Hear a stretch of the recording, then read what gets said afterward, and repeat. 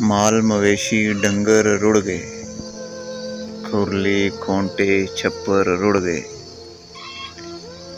टुट गए कावां चिड़ियां दे घर, टाली बैरी किकर रुड़ गए।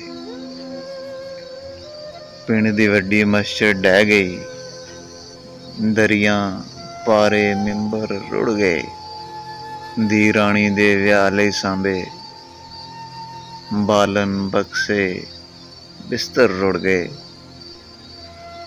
की दस्सां नुकसान दी कीमत,